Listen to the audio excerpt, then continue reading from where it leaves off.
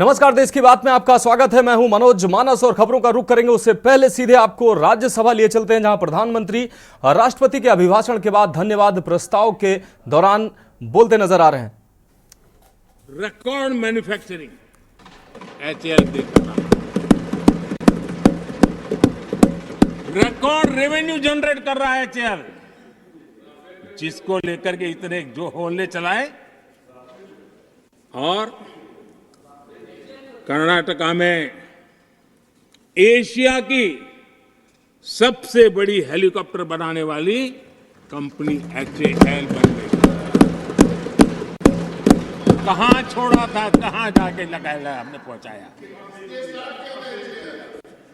आदरणीय सभापति जी, एक कमांडो जहां नहीं है, एलआईसी को लेकर भी पता नहीं कैसे कैसे बड़े विद्वत्तापूर्ण बयान देते थे।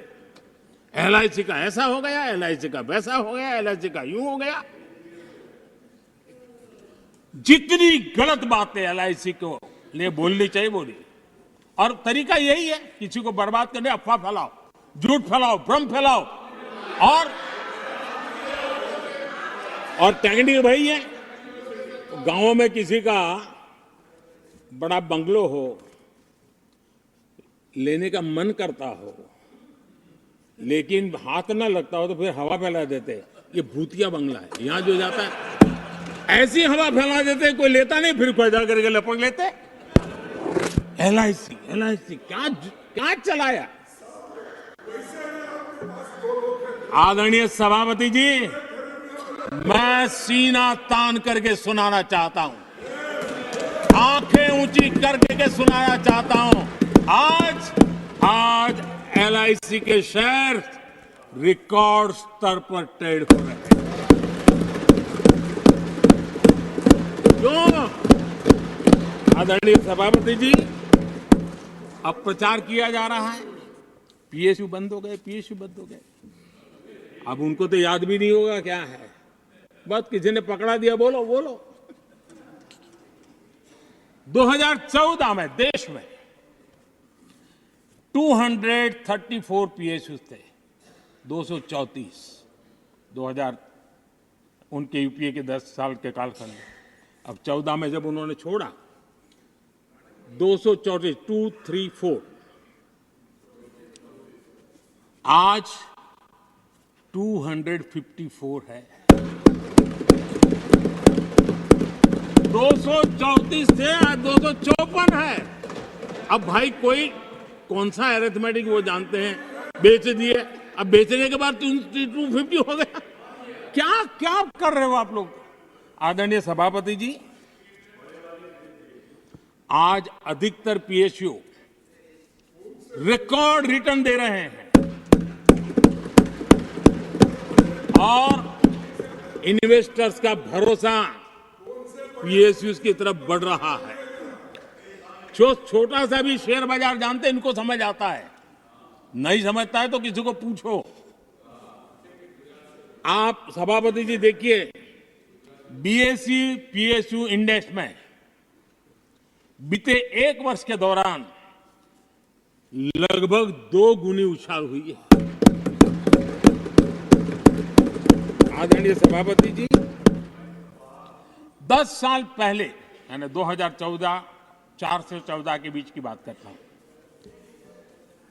पीएसयू का नेट प्रॉफिट करीब 1.25 लाख करोड़ था, और इस 10 वर्ष में पीएसयू का नेट प्रॉफिट 2.5 लाख करोड़ है।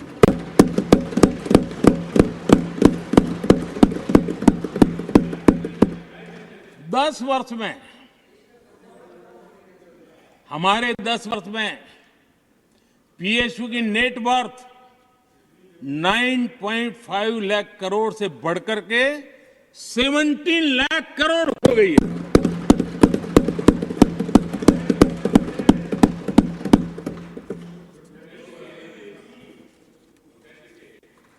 आदरणीय सभापति जी, इनका हाथ जहां भी लगता है ना, उसका डूबना तय हो जाता है, और उससे यही दशा करके उन्होंने छोड़ी थी। हम मेहनत करके इतनी बाहर लाए, इतनी प्रतिष्ठा बढ़ी है। आपको खुशी होनी चाहिए, भ्रम मत फैलाइए, बाजार में हवा ऐसी न फैलाइए कि देश के सामान्य निवेशक के मन को उलझन में आ जाए। ऐसा काम आप नहीं कर सकते। आदरणीय सभापति जी, इन लोगों की मर्यादा इतनी है, अब इन्होंने अपने युवराज को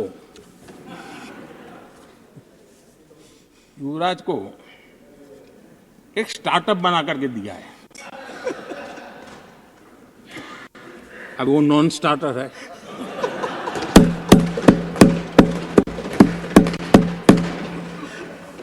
न तो वो लिफ्ट हो रहा है, न वो लॉन्च हो रहा है।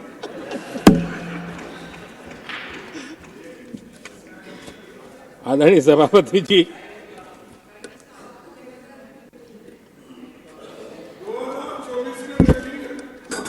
आप पिछली बार भी इतनी शांति से रहे हो तो कितना मजा था।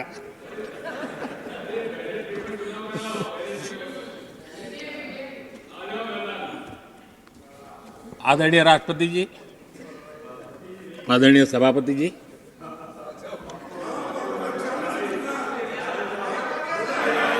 बधाई हो, बधाई हो, बधाई हो, सबको बधाई हो। आदरणीय सभापति जी,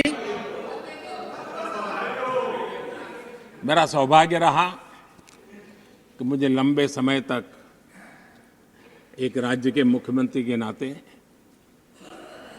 देश की और जनता की सेवा करने का अवसर मिला। और इसलिए मैं रीजनल एस्पिरेशंस को बहुत भली भांति समझता हूं, क्योंकि मैं उस प्रोसेस से निकला हूं। जैसे हमारे यहाँ दिग्विजय जी, उनको भली भांति सहज समझ आता है भी एक राज्य के लिए क्या होता है। हम लोग उसी दुनिया से निकल करके आए हैं, तो हमें अनुभव है, पता है। शरद राव जी को है, तो ऐसे कुछ लोग हैं यहाँ जिनको ये सारी चीज़ों का पता है। देवगढ़ा साहब है, तो इन लोगों के इन सारी चीज़ों का पता है, तो हम इसका महात्मा ही समझते हैं। हमें कोई किताबों में नहीं पढ़ना पड़ता है, हम अनुभव कर करके आए हैं। और ये भी सच्चाई है साहब, 10 साल यूपीए की पूरी शक्ति गुजरात को क्या कुछ न करने में लगी हुई थी, आप कल्पना नहीं कर सकते। लेकिन मैं आंसू नहीं बहाता, मैं रोने की मेरी आदत नहीं है जी। लेकिन तब भी उतने संकटों के बावजूद भी, उतने जुल्म के बाद भी, हर प्रकार की मुसीबतों को झेलते हुए भी, मेरी तो मुसीबत ऐसी थी कि यहाँ किसी मिनिस्टर से मुझे अपॉइंटमेंट नहीं मिलती थी। वो कहते थे, भाई आप जानते हो मेरी तो दोस्ती है, मैं फोन पे बात कर लूंगा, लेकिन कहीं फोटो वोटो निकल गए, ये डर रहता था। यहाँ मंत्रियों का डर ऐसा था। अब खैर उनकी मुसीबतें मैं समझ सकता हूं। मेरे यहाँ एक बार बहुत प्राकृतिक आपदा आई, मैंने उस समय प्रधानमंत्री जी को बड़ा रिक्वेस्ट किया कि आप आइए, एक बार जरा देख लीजिए। उनका कार्यक्रम बना, फिर साहब एक एडवाइजरी कमेटी बनी थी ना, शायद वहां से हुक्म आया, तो कोई हेलीकॉप्टर से हवाई निरीक्षण करे वो तो मैं समझ सकता हूँ। साहब वो कार्यक्रम बदल करके साउथ में किस राज्य में गए तो मुझे याद नहीं रहा आज, और बोले हम हवाई जहाज से ऊपर से देख लेंगे, हम गुजरात में नहीं आएंगे। मैं सूरत पहुंचा हुआ था, वो आने वाले थे, मैं जानता हूँ आखिर में क्या हुआ होगा। तो आप कल्पना कर सकते हैं साहब, प्राकृतिक आपदा में भी मैंने ऐसी मुसीबतों को झेला है, लेकिन उसके बावजूद भी उस समय भी मेरा मंत्र था, आज भी मेरा मंत्र है कि देश के विकास के लिए राज्य का विकास, भारत के विकास के लिए गुजरात का विकास। एक टीम बन करके केंद्र और राज्य ने काम किया।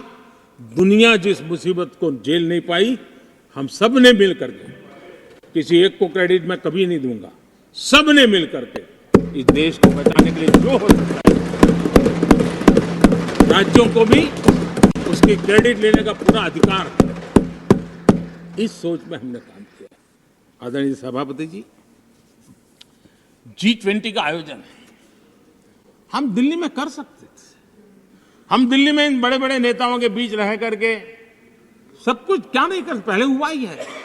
हमने ऐसा नहीं किया। हमने G20 का पूरा यश राज्यों को, दिल्ली में एक मीटिंग की तो राज्यों में 200, एक एक राज्य को एक्सपोजर मिले दुनिया में। ये गलती से नहीं हुआ, योजना के तरीके से हुआ है। मेरे लिए किसकी सरकार है इसके आधार पर मैं देश नहीं चलाता। हम सब मिलकर के देश आगे बढ़ाना चाहते हैं, इस भूमिका से काम किया है। आदरणीय सभापति, हमारे देश में विदेश के मेहमान आते थे तो मेरे आने के बाद आ रहे था, थोड़ा पहले भी आते थे। आज विदेशी मेहमान आते हैं तो मेरा आग्रह रहता है कि आपको एक दिन किसी राज्य में जाना चाहिए। मैं उनको लेते के जाता हूं राज्यों में, ताकि उनको पता चले कि मेरा देश यानी दिल्ली नहीं है, मेरा देश चेन्नई में भी है, मेरा देश बेंगलुरु में भी है, मेरा देश हैदराबाद में भी है, मेरा देश पुरी में भी है, भुवनेश्वर में भी है, मेरा देश कलकत्ता में भी है, मेरा देश गुवाहाटी में भी है। पूरे दुनिया को मेरे देश के हर कोने का एक्सपोजर मिले, इसके लिए हम कोशिश करते हैं। वहां की सरकार का सहयोग असहयोग इसके तराजू पर नहीं तोड़ते। एक ईमानदारी से इस देश के भविष्य के लिए पूरे विश्व मेरे भारत को जाने, इसके लिए हम इस प्रयास करते हैं। और मैं अभी भी 26 जनवरी को इतना बड़ा काम रहता है, सबको मालूम है। उसके बाद भी मैं 25 तारीख को फ्रांस के राष्ट्रपति को राजस्थान की गलियों में घुमा रहा था। मैं दुनिया को पता चले कि मेरा राजस्थान ऐसा है।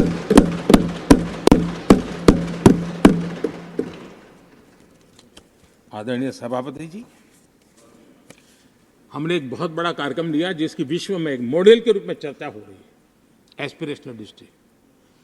एस्पिरेशनल डिस्ट्रिक्ट की जो सफलता है ना, उसमें 80% भूमिका मेरे राज्यों के सहयोग की है। राज्यों ने जो सहयोग किया है, उन्होंने एस्पिरेशनल डिस्ट्रिक्ट की मेरी भावना को समझा है। आज उस एस्पिरेशनल डिस्ट्रिक्ट को आगे बढ़ाने के लिए 80% ताकत राज्यों से मिल रही है, डिस्ट्रिक्ट लेवल के अफसरों से मिल रही है। और जो राज्य, वो राज्य की औसत में भी आखिरी पायदान पे खड़े थे, वो आज नेशनल एवरेज के साथ कंपटीशन करने लगे। ये डिस्ट्रिक्ट कभी पिछड़ी डिस्ट्रिक्ट मानी जाती थी। ये सबका सहयोग से हो रहा है। और इसलिए हमारे कार्यक्रमों की रचना ही सबको साथ लेकर के चलने की है और मिल करके देश के भविष्य को बनाने की है। आज देश का हर कोना, हर परिवार विकास के फल प्राप्त करे, ये हम सबका दायित्व है और हम उसी दिशा में जाना चाहते हैं।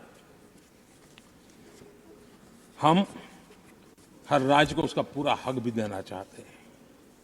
लेकिन मैं आज एक अहम मुद्दे पर मेरी पीड़ा व्यक्त करना चाहूंगा। आदरणीय सभापति जी, एक राष्ट्र हमारे लिए सिर्फ जमीन का टुकड़ा नहीं है, हम सबके लिए एक इकाई ऐसी है जो प्रेरणा देने वाली इकाई है। जैसे शरीर होता है, शरीर में जैसे अंगांगी भाव होता है, अगर पैर में कांटा लगे तो पैर ये नहीं कहता है, हाथ कभी नहीं सोचता है कि मुझे क्या, पैर को कांटा लगा है, पैर पैर का काम करेगा। पल भर में हाथ पैर के पास पहुंच जाता है, कांटा निकालता है। कांटा पैर को लगता है, आंख ये नहीं कहती कि आंसू मैं क्यों बहाऊं, आंसू आंख से निकलते हैं। हिंदुस्तान के किसी भी कोने में दर्द हो तो पीड़ा सबको होनी चाहिए। अगर देश का एक कोना, अगर शरीर का एक अंग अगर काम नहीं करता है तो पूरा शरीर अपंग माना जाता है। शरीर जिस प्रकार से, अगर देश का भी कोई कोना, देश का कोई क्षेत्र विकास से वंचित रह जाएगा तो देश विकसित नहीं हो सकता है। और इसलिए हमें भारत को एक अंगांगी भाव से देखना होना चाहिए, उसको टुकड़ों में नहीं देखना चाहिए। जिस प्रकार से हिंदी और भाषा बोली जा रही है, देश को तोड़ने के लिए, राजनीतिक स्वार्थ के लिए नए नैरेटिव गढ़े जा रहे हैं। एक पूरी सरकार मैदान में उतर करके भाषा गढ़ रही है। इससे बड़ा देश का दुर्भाग्य क्या हो सकता है? आप मुझे बताइए, झारखंड का कोई आदिवासी बच्चा अगर ओलंपिक के खेल के अंदर जाकर के मेडल लेकर आएगा तो क्या हम ये सोचते हैं कि तो झारखंड का बच्चा है? पूरा देश कहता है हमारा देश है। जब एक झारखंड के बच्चे में प्रतिभा देखते हैं और देश हजारों करोड़ रुपया, हजारों लाखों रुपया खर्च करके उसको अच्छे कोचिंग के लिए दुनिया के किसी देश में भेजता है, तो हम ये सोचेंगे कि खर्चा झारखंड के लिए हो रहा है, क्या देश के लिए नहीं हो रहा है? हम क्या करने लगे हैं, क्या भाषा बोलने लगे? इस देश का गौरव हमारे यहां वैक्सीन, देश के करोड़ों लोगों को वैक्सीन का, हम ये कहेंगे वैक्सीन तो उस कोने में बनी थी इसलिए हक उनका है, देश को नहीं मिल सकती? कैसा सोच सकते हैं? क्या वैक्सीन उस शहर में बनी थी इसलिए देश के और भागों को इसका लाभ नहीं मिलेगा? ये सोचेंगे क्या? क्या सोच बन गई है? और एक राष्ट्रीय दल के अंदर से ऐसे विचार है, ये बहुत बहुत दुखद बात है।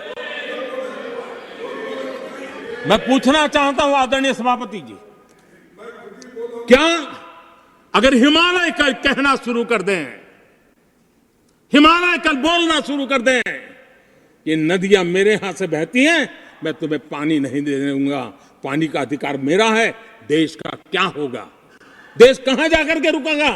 अगर जिन राज्यों में कोयला है वो कह दें कोयला नहीं मिलेगा, ये हमारी संपत्ति है, जाओ तुम अंधेरे में गुजारा करो, देश कैसे चलेगा? आदरणीय सभापति जी, ऑक्सीजन, कोविड के समय हमारे यहां ऑक्सीजन की संभावनाएं पूर्वी कार्य में जो उद्योग है उसके साथ देश के पूरे देश को ऑक्सीजन की जरूरत थी। अगर उस समय पूरब के लोग कह करके बैठ जाते ऑक्सीजन को हम नहीं दे सकते, हमारे लोगों की जरूरत है, देश को कुछ नहीं मिलेगा, क्या होता देश का? उन्होंने संकट झेल करके भी देश को ऑक्सीजन पहुंचाया। देश के अंदर ये भाव तोड़ने का क्या प्रयास हो रहा है? क्या इस प्रकार से देश को हमारा टैक्स, हमारे मनी किस भाषा में बोला जा रहा है? ये देश के भविष्य के लिए नया खतरा पैदा करने वाली बात है।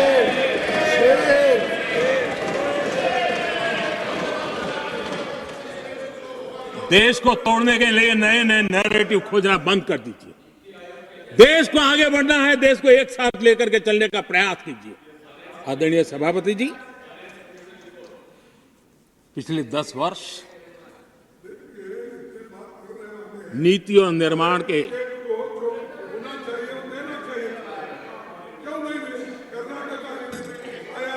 आदरणीय सभापति जी, आदरणीय सभापति जी, Nothing will be on record. No. आदरणीय सभापति जी, Take your seat. नीति और निर्माण, This conduct doesn't suit your ये position. नए भारत की नई दिशा दिखाने के लिए Please take your seat. जो दिशा हमने पकड़ी, Please take your seat. जो निर्माण कार्य हमने लिए हैं, बीते एक दशक में हमारा पूरा फोकस बेसिक सुविधाएं जरूर मिले उस पर हमारा ध्यान केंद्रित रहा है। आदरणीय सभापति जी, हर परिवार का जीवन स्तर ऊपर उठे, उसके जीवन में ईज ऑफ लिविंग बढ़े। अब समय की मांग है उसकी क्वालिटी ऑफ लाइफ में हम कैसे सुधार लाए। हम आने वाले दिनों में हमारी पूरी शक्ति, पूरा सामर्थ्य ईज ऑफ लिविंग से एक कदम आगे बढ़ करके क्वालिटी ऑफ लाइफ की तरफ हम बढ़ाना चाहते हैं, हम उसके लिए जाएंगे। आदरणीय सभापति जी, आने वाले 5 वर्ष न्यू मिडिल क्लास जो गरीबी से निकल करके बाहर आए हैं, ऐसे न्यू मिडिल क्लास को नई ऊंचाई और सशक्त बनाने के लिए हम अनेक विध कार्य पहुंचाने के लिए पूरा प्रयास करने वाले हैं। और इसलिए हमने सामाजिक न्याय का जो मोदी कवच दिया है ना, उस मोदी कवच को और मजबूत बनाए और ताकत देने वाले हैं।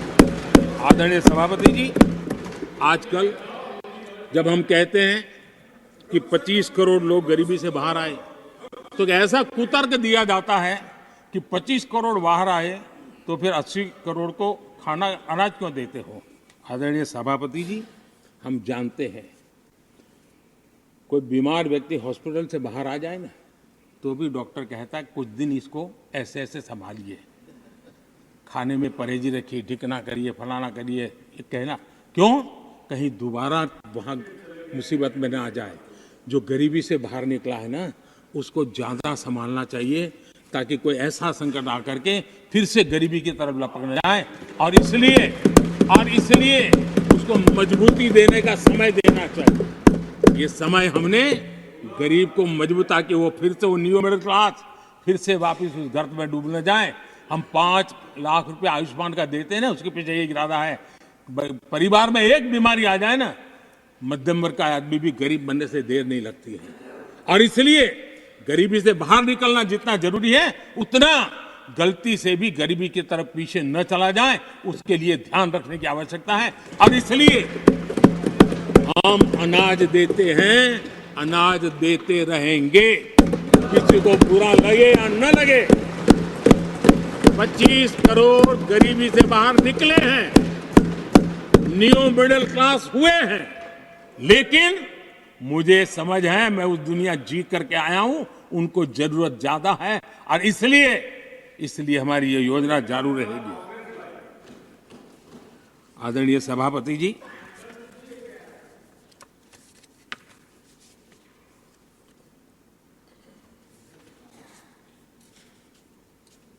देश जानता है आदरणीय सभापति जी, और इसीलिए मैंने गारंटी दी है। मेरी गारंटी है, गरीबों के 5 लाख रुपए तक की इलाज की सुविधा आगे भी मिलती रहेगी।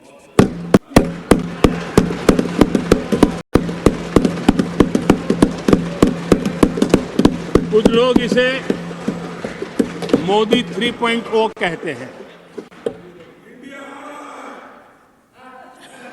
मोदी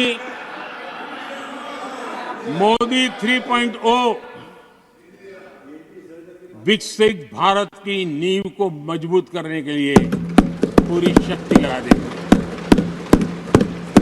आदरणीय सभापति जी, अगले 5 साल में भारत में डॉक्टरी की संख्या पहले की तुलना में अनेक गुना बढ़ेगी।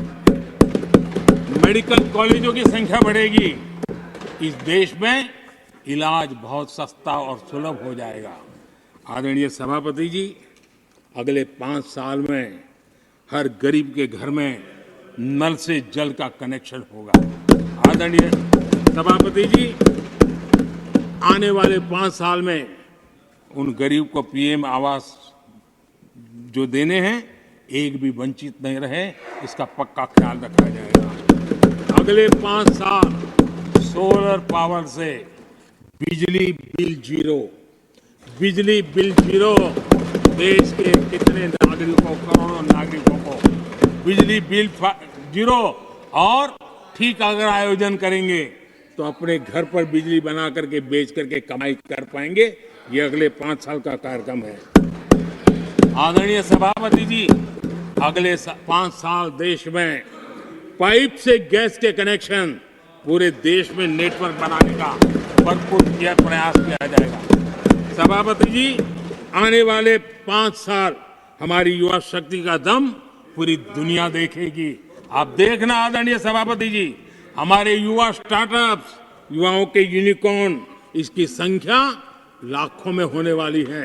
और इतना ही नहीं, टियर 2, टियर 3 सिटी नए स्टार्टअप से उसकी एक नई पहचान के साथ उभरने वाला है। ये मैं 5 साल का चित्र मेरे सामने देख रहा हूं। आदरणीय सभापति जी, रिसर्च फंडिंग, उसकी वृद्धि का प्रभाव आप देखना।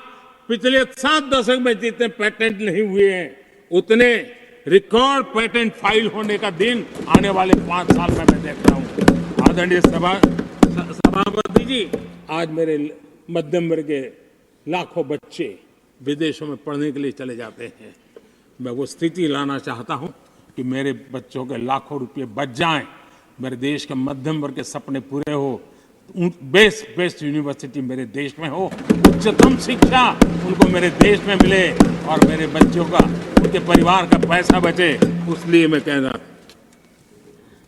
आदरणीय सभापति जी, आने वाले 5 साल आप देख रहा, कोई भी इंटरनेशनल खेल की कंपटीशन ऐसी नहीं होगी जिसमें भारत का झंडे हर जगह पर न फहरे। मैं देखने वाला हूं 5 साल खेल जगत के अंदर दुनिया में भारत के युवा की शक्ति की पहचान देने। आदरणीय सभापति जी, आने वाले 5 साल में भारत का पब्लिक ट्रांसपोर्ट पूरी तरह ट्रांसफॉर्म होने वाला है।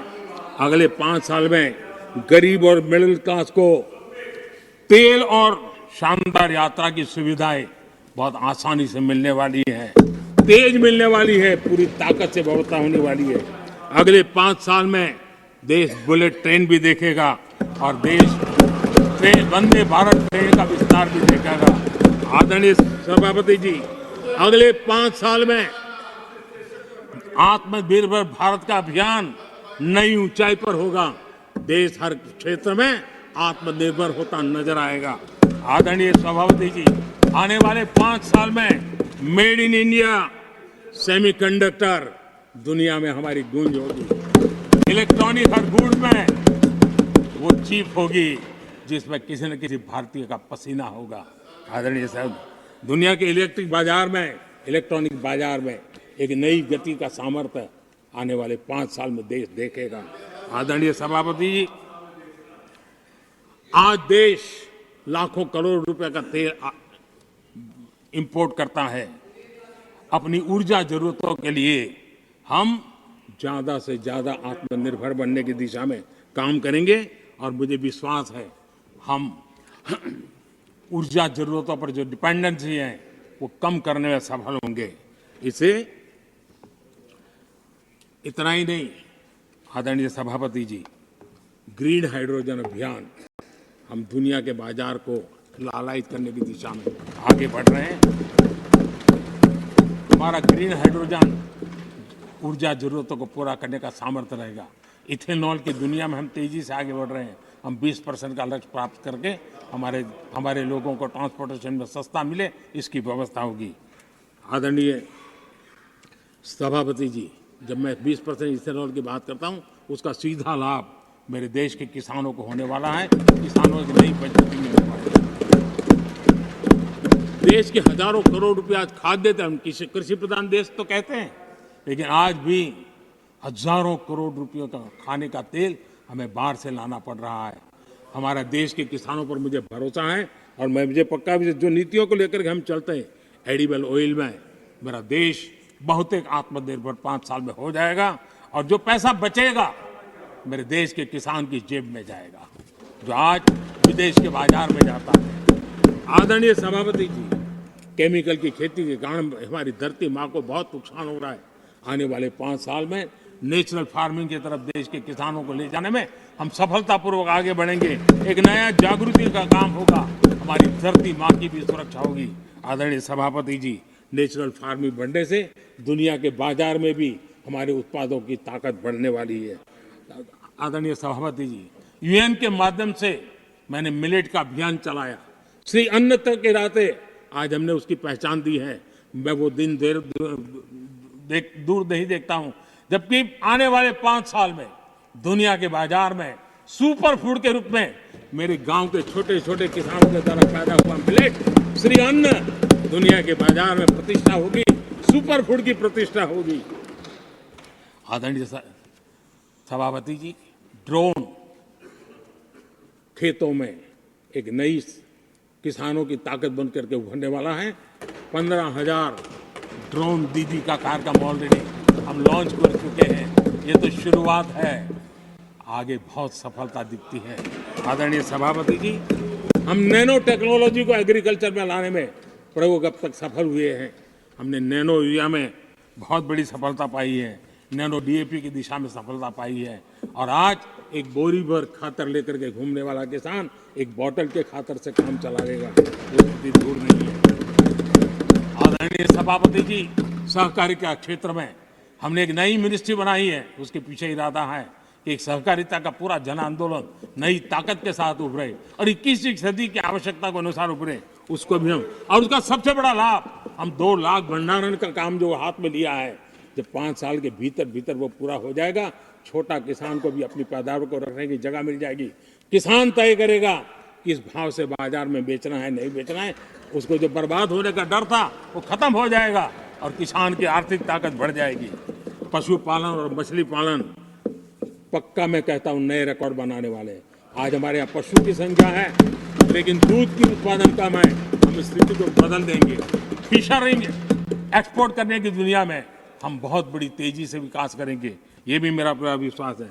हमने एफपीओ की जो रचना का प्रारंभ किया है, अनुभव बहुत अच्छा है। 5 साल के भीतर भीतर किसानों की एक नई संगठन की शक्ति और कृषि उत्पादन में वैल्यू की ताकत, ये लाभ मेरे देश के किसानों को अवश्य मिलने वाला है। आदरणीय सभापति जी, G20 की सफलता ने साफ कर दिया है और दुनिया में कोविड के बाद जो खुलापन आया, उस खुलापन का सबसे बड़ा लाभ हमने देखा है कि विश्व का ध्यान भारत की तरफ गया है और इसलिए एक बहुत बड़ा क्षेत्र टूरिज्म आने वाले दिनों में होने वाला है और जो सबसे ज्यादा रोजगार देने वाला है। आज विश्व के कई देश है जिसकी पूरी इकोनॉमी टूरिज्म पर निर्भर है। भारत में भी बहुत से राज्य ऐसे बन सकते हैं जो उनकी पूरी इकोनॉमी का सबसे बड़ा हिस्सा टूरिज्म होगा और वो दिन दूर नहीं है जिन नीतियों को लेकर के हम चल रहे हैं। भारत एक बहुत बड़ा टूरिस्ट डेस्टिनेशन बनने वाला है। आदरणीय सभापति जी, जिसका हिसाब किताब पहले बहुत कम हुआ करता था, जिसकी बातें सुन करके हमारी मजाक उड़ाई जाती थी, जब मैं डिजिटल इंडिया की चर्चा करता था, जब मैं फिनटेक की चर्चा करता था, तब मैं जरा आउट ऑफ बॉक्स की बातें कर रहा हूं, ऐसा लोगों को लगता था। आउटडेटेड सोच वालों के लिए सामर्थ्य का अभाव था। लेकिन मैं पूरा विश्वास से कहता हूं आदरणीय सभापति जी, आने वाले 5 वर्ष डिजिटल इकोनॉमी की दुनिया में भारत का डंका बजने वाला है। भारत एक नई शक्ति है और डिजिटल व्यवस्थाएं भारत के सामर्थ्य को बढ़ाने वाली है। विश्व मानता है कि एआई का सबसे ज्यादा उपयोग कोई करने का सामर्थ्य किसी देश में होगा, हिंदुस्तान में होगा। लेटेस्ट से लेटेस्ट टेक्नोलॉजी का उपयोग मेरा देश करेगा। आदरणीय सभापति जी, स्पेस की दुनिया में भारत का नाम रोशन हो रहा है। हमारे वैज्ञानिकों का पराक्रम नजर आने वाला और आने वाले 5 साल का जो कार्यक्रम है ना, मैं आज उसको शब्दों में बयान नहीं करना चाहता हूं, लेकिन विश्व को अचंभित करने की दिशा में हमारे वैज्ञानिक स्पेस की दुनिया में भारत को ले जाएंगे, ये मेरा पक्का विश्वास है। आदरणीय सभापति, ग्रास रूट लेवल की इकोनॉमी में बहुत बड़ा बदलाव, 10 करोड़ स्वयं सहायता जूथों में हमारी माताएं बहनें जुड़ी हो और 3 करोड़ हमारी लखपति दीदी, ये अपने आप में हमारे बेटियों के उत्कर्ष की गाथा लिखते हैं। आदरणीय सभापति जी, ऐसे अनेक विविध क्षेत्र हैं जिस क्षेत्र में मैं साफ देख रहा हूं आने वाले 5 साल भारत, कभी हम सुना करते थे स्वर्णिम युग था, मुझे वो दिन दूर नहीं दिखते जब 5 साल में वो मजबूत नींव आएगी और 2047 तक पहुंचते पहुंचते ये देश उस स्वर्णिम युग को फिर से जीने लगेगा। उस विश्वास के साथ आदरणीय सभापति जी, विकसित भारत ये शब्दों का खेल नहीं है, ये हमारा कमिटमेंट है और इसके लिए हम समर्पित भाव से, हमारी हर सांस उस काम के लिए है, हमारी हर पल उस काम के लिए है, हमारी हर सोच उस काम के लिए समर्पित है। उसी एक भावना के साथ हम चले हैं, चल रहे हैं, चलते रहेंगे और देश आगे बढ़ता रहेगा, ये मैं आपको विश्वास दूं। आने वाली सदियां इस स्वर्ण काल का इतिहास में अंकित करेगी, ये विश्वास मेरे मन में इसलिए है, देश की जनता का मिजाज मैं भली भांति समझ पाता हूं। देश बदलाव के 10 साल के अनुभव को देखा है, एक क्षेत्र में जो बदलाव देखा है वो तेज गति से बदलाव जीवन के हर क्षेत्र में नई ऊंचाइयां, नई ताकत प्राप्त होने वाली है और हर संकल्प को सिद्धि तक पहुंचाना ये हमारी कार्यशैली का हिस्सा है।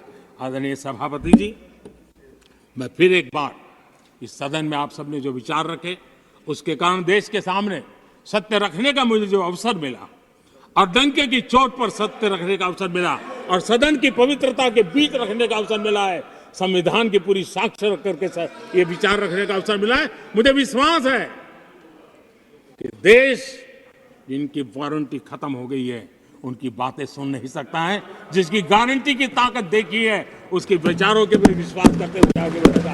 मैं फिर एक बार आदरणीय सभापति जी आपका हृदय से आभार व्यक्त करता हूं और आदरणीय राष्ट्रपति जी को मेरी तरफ से उनके व्याख्यान के लिए आदरपूर्वक अभिनंदन और आभार व्यक्त करते हुए मैं मेरी वाणी को विराम देता हूं। बहुत बहुत धन्यवाद।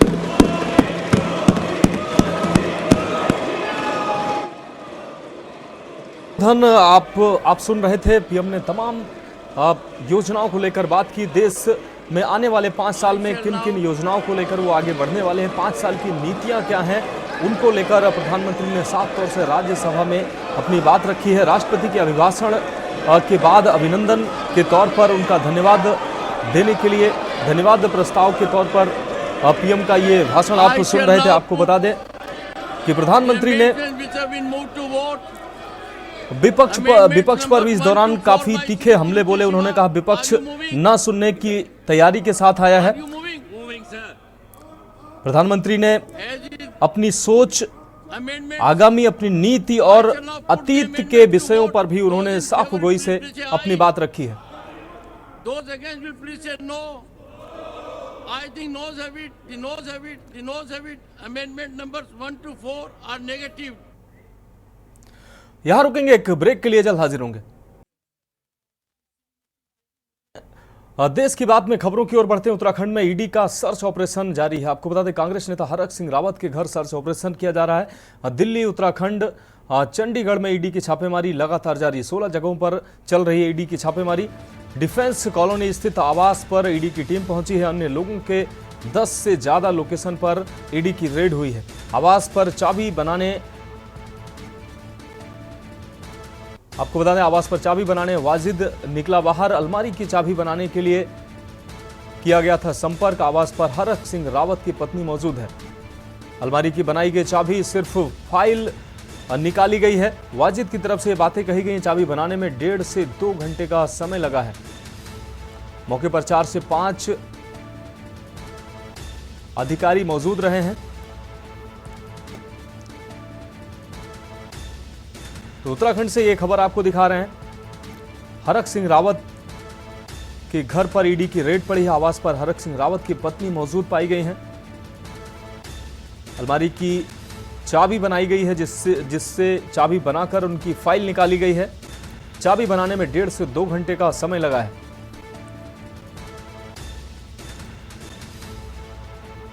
मौके पर 4 से 5 एडवोकेट के साथ ही अधिकारी मौजूद रहे हैं। उत्तराखंड में ईडी का सर्च ऑपरेशन लगातार जारी है।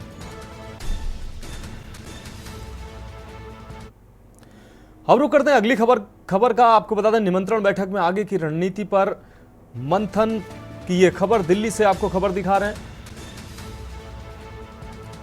बेंगलुरु में गठबंधन के नेताओं की अहम बैठक, जिससे जुड़ी ये अहम खबर। इंडिया गठबंधन के नेताओं को भेजा गया है निमंत्रण। बैठक में आगे की रणनीति पर मंथन किया जाएगा।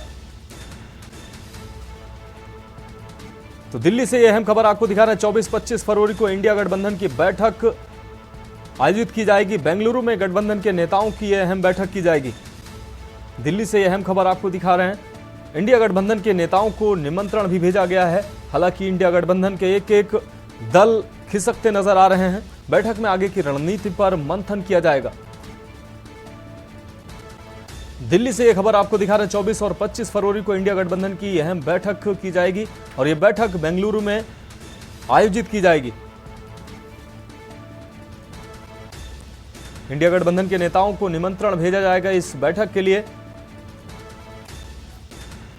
बैठक में आगे की रणनीति पर मंथन किया जाएगा।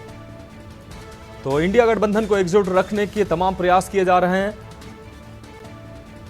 और अलग अलग बैठकों का आयोजन भी किया जा रहा है और मजबूत विपक्ष के तौर पर इंडिया गठबंधन को स्थापित करने की कोशिश भी की जा रही है। हालांकि इंडिया गठबंधन से एक एक करके सहयोगी निकलते भी नजर आ रहे हैं। बैठक में आगे की रणनीति पर मंथन किया जाएगा। बेंगलुरु में ये गठबंधन की बैठक आयोजित की जाएगी। दिल्ली से ये खबर आपको दिखा रहे हैं। 24 और 25 फरवरी को इंडिया गठबंधन की बैठक का ऐलान हुआ है। बेंगलुरु में गठबंधन के नेताओं के साथ ही बैठक होगी। इंडिया गठबंधन के नेताओं को इस बैठक के लिए निमंत्रण भेजा गया है। बैठक में आगे की रणनीति पर मंथन किया जाएगा। तो यह हम खबर आपको दिल्ली से दिखा रहे हैं। 24 और 25 फरवरी को इंडिया गठबंधन का इस गठबंधन की बैठक होगी। बैठक बेंगलुरु में होगी और इसको लेकर गठबंधन से जुड़े तमाम नेताओं को निमंत्रण भेजा गया है। बैठक में आगे की रणनीति पर मंथन किया जाएगा।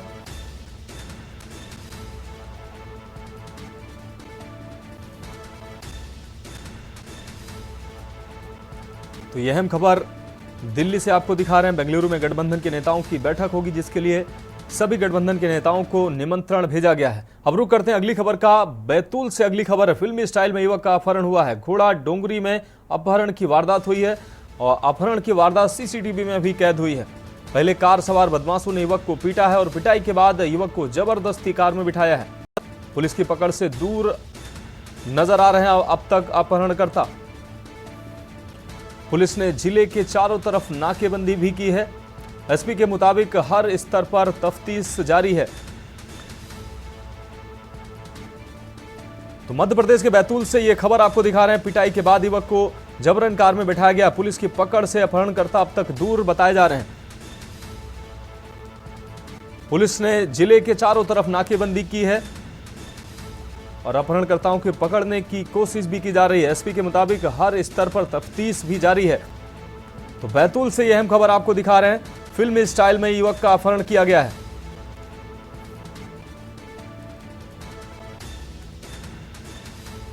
तस्वीरें साफ तौर से आप देख पा रहे हैं। युवक की पहले जमकर पिटाई की गई है। आप देख सकते हैं युवक की पिटाई की जा रही है। पिटाई करने के बाद उसको जबरन कार में बिठाया गया है। अपहरणकर्ता अब तक पुलिस की गिरफ्त से दूर बताए जा रहे हैं। एसपी ने कहा, एसपी के अनुसार शहर की नाकेबंदी भी की गई है और हर स्तर पर तफ्तीश जारी है।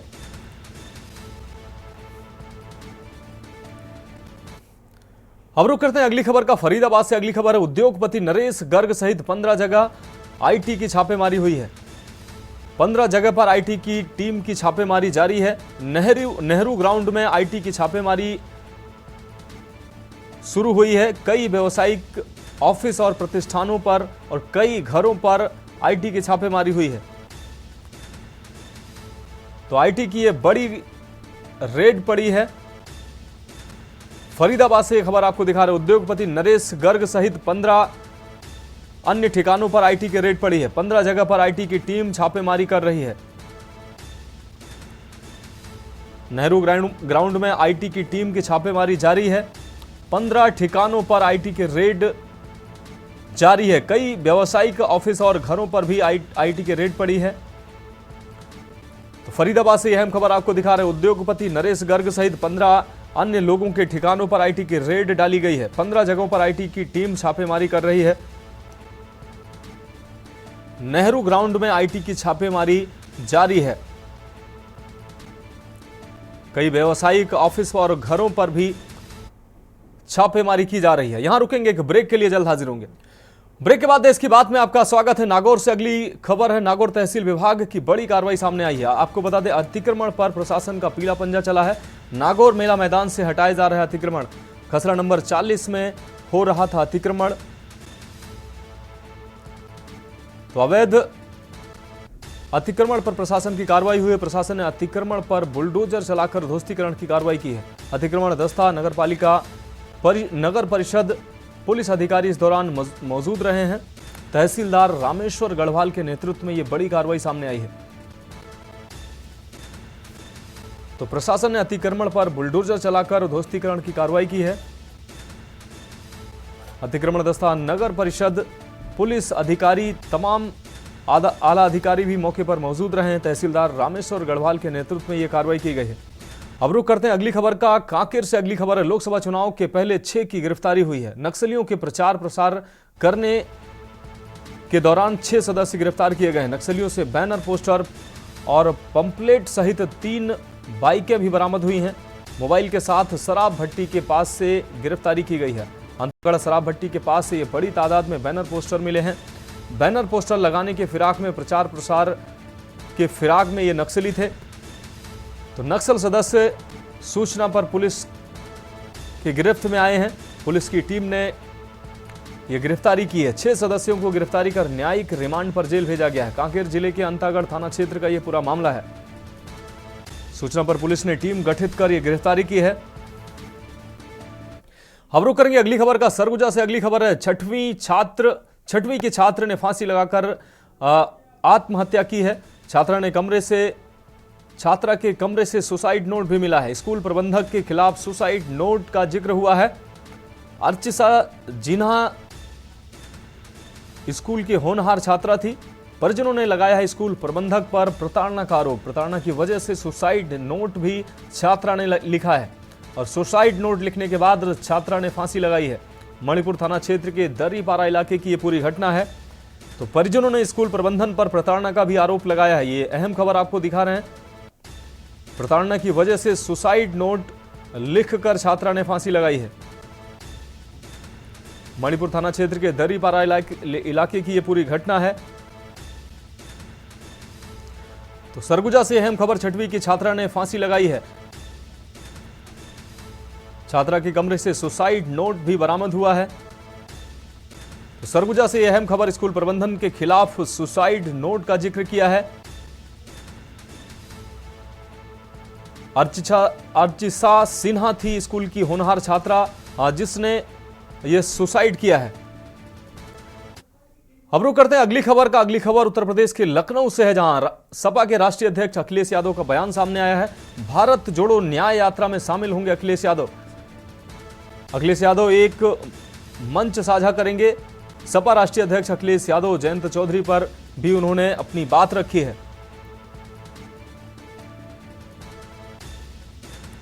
तो जयंत चौधरी पर अखिलेश यादव का बयान भी सामने आया है।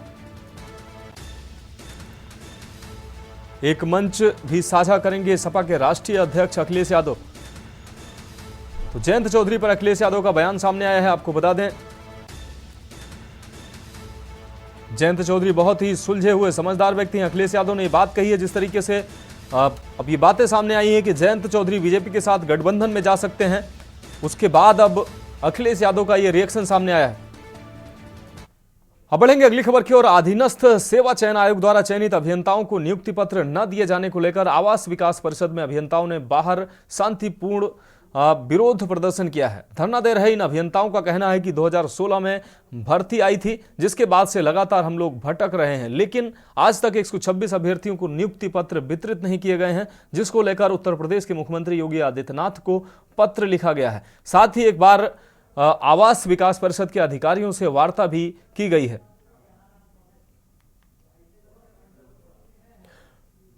तो ये अभ्यर्थियों का ये दर्द सामने आया है। आवास विकास परिषद के अधिकारियों से भी उन्होंने वार्ता की है। 2016 में हुई अवर अभियंता की भर्ती के बाद से लगभग अब तक 5-7 साल हो चुके हैं और वो अब जो अभियंता जिनकी नियुक्ति पत्र मिलना है वो दर दर भटक रहे हैं। आवास पर पहुंचे हुए हैं। इसमें आप ये जो सामने गेट दिख रहा है वो बिल्कुल जो है आवास विकास परिसर है और आवास विकास परिसर के बाहर जो है अभ्यर्थी जो है पहुंचे हुए हैं, यानी कि अपनी नियुक्ति पत्र को लेने के लिए। लगातार इसको लेकर के कई बार पत्र भी लिखे जा चुके हैं, लेकिन अब तक जो है ना शासन स्तर पर कोई कार्रवाई हुई है, ना ही विभाग की तरफ से। तो